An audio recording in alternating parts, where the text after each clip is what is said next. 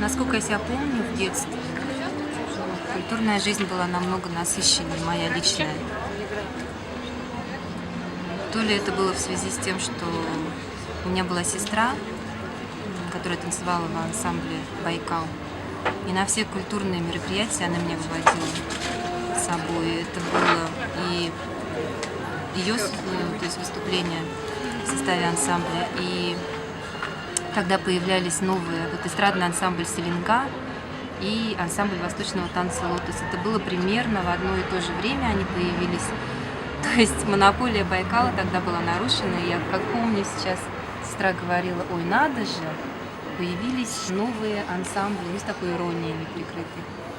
Но, тем не менее, она брала билеты, и мы ходили и смотрели концерты. Большое впечатление «Селенга» это было в музучилище, небольшой зал, маленькая сцена, и девушки в золотых трико, какие-то эстрадные движения, кабаре. Это было очень необычно и захватывало дух. И где-то в этом же, наверное, месяце, ну буквально, как мне сейчас помнится, друг за другом эти два события, это концерт ансамбля восточного танца «Лотос».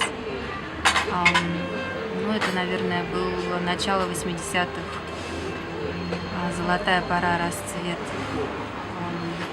В составе тогда танцевали Людмила Доржиевна Овчинникова, Наталья Коногорова, Сыгма Доржиева, Татьяна Базаровна Вампилова.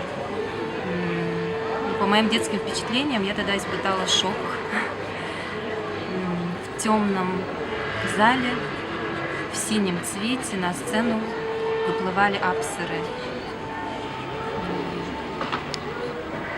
Выстраивали из своих тел какие-то пирамиды, воротца, проходили сквозь них. Это было очень яркое впечатление моего детства. Ну и через некоторое время я не посчастливилась попасть в ансамбль «Бальжамур» сначала, а через лет 5 в ансамбль «Лотос». То есть все мое детство, взросление прошли, скажем, в активном занятии танцем.